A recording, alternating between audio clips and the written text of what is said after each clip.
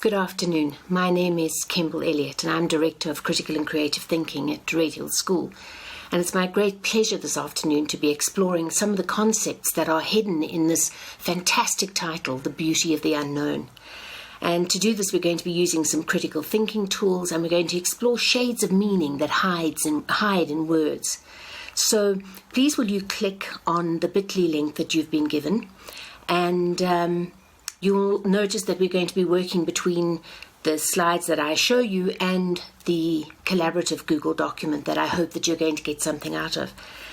So what we're going to be doing is, hopefully, you're going to have an opportunity to examine your own thinking and your own assumptions about words, and you're going to experience what happens when you open up your thinking and explore the limitations of what you thought you knew and how you can build on that. So, the beauty of the unknown is our theme, and it struck me that it's a beautiful thing to be able to play in the space of the unknown, a space of exploration where no one knows the answers yet. And to use Carol Dweck's insight, we're going to be aiming at a growth mindset, a space where infinite learning is possible and even desirable. This is the space where it's possible and even necessary to change one's mind, which becomes a very difficult thing to do if you are stuck in a closed mindset.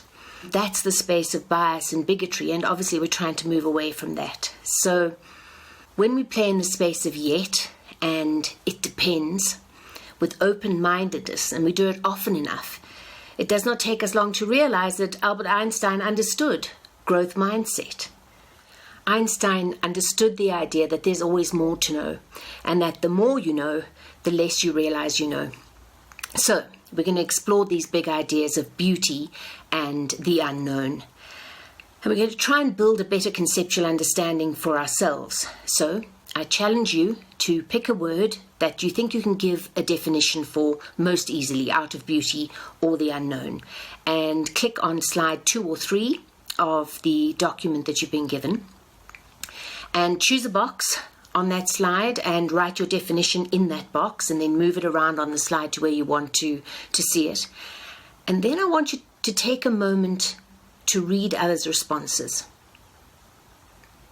What have people defined beauty as? How have they explained the unknown, depending on which one you chose?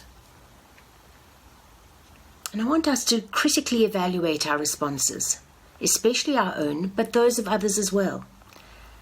Of course, I'm assuming that you didn't take the shortcut of a Google, search, because despite all evidence to the contrary, being able to find something on Google does not indicate that you know it. And it certainly doesn't indicate that you have a conceptual understanding of it. So let's explore the critical thinking around this. And whilst we're hovering around the idea of critical thinking, let us clear up what it means for this exercise. We are trying to analyze our own clarity of communication. We are trying to be open-minded to explore new ideas. And hopefully, we are creatively solving the problem of what beauty is, or what the unknown is. So, evaluation calls for us to look at strengths and weaknesses, pros and cons, being able to judge our contributions without making excuses for our own thinking. So, answer these questions truthfully for yourself. Look at the examples and definitions and see how yours measures up. How have you described beauty or the unknown? Have you used examples? We call these tokens of knowledge. They don't necessarily mean that we understand completely the word. Have you perhaps given a comparison to something that you do know to try and make a link? You can identify it when you see it, but you can't describe the concept for itself yet. Have you used the words beauty or the unknown, or versions of those words like beautiful or known? Again, this demonstrates a partial understanding. So how do we know when we have a conceptual understanding of an idea? In terms of conceptual development, when someone has got it, They are able to describe the concept as itself. In other words, they don't need examples and they don't need synonyms. Now, giving examples and creating comparisons and using synonyms are always great ways of conveying meaning to others and to remind ourselves of what we already know. They are important in the journey towards knowing something more, and knowing something more deeply, and knowing something conceptually. They create for us a web of meaning and of significance, as Clifford Geertz names it. He's a cultural anthropologist, and he describes it as making as many connections as possible to learn what something is and what it is not. So, I invite you to go back to the collaborative slide and to have a look at these synonyms for beauty. Which one do you think best fits what we mean when we say the beauty of the unknown? Is it elegance or radiance, delicacy, divinity, magnificence, charm, or allure? Make an X and put it in the right column on the Google Doc. And you're going to do the same for unknown. Do you think that undisclosed, untold, secret, mysterious, unexplored, unmapped, or new are the best synonyms? Which one of those is the best synonym to describe the unknown in the phrase, the beauty of the unknown? If you were having a conversation, how would you defend your choice as being a better expression than some of the others? How would you give better reasons?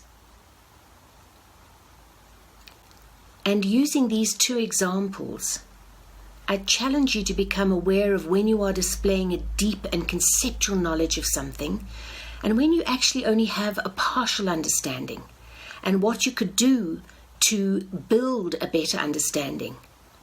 Perhaps try to find examples, perhaps try to find synonyms, and then perhaps try to make a definition that describes it, the concept that you are dealing with, rather than only describing an aspect of it. We have to understand what something is, as well as what it is not.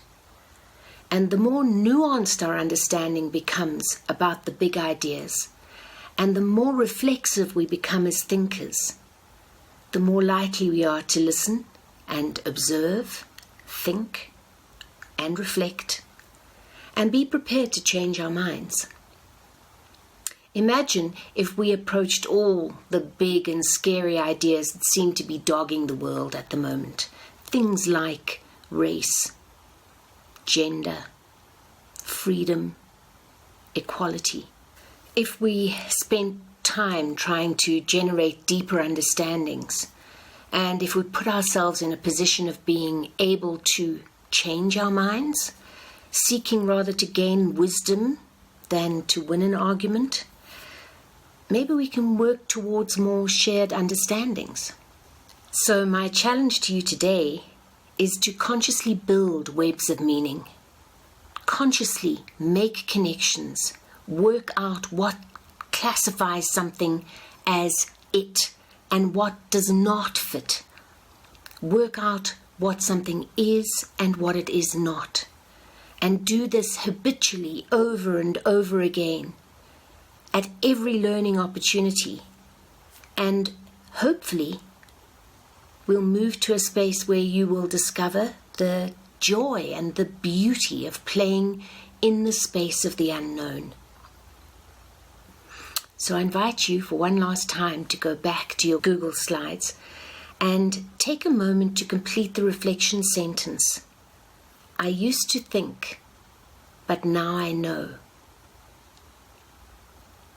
And once you've filled in that slide and you've read what other people used to think and now they know, take that learning with you into the world and enjoy exploring the beauty of the unknown.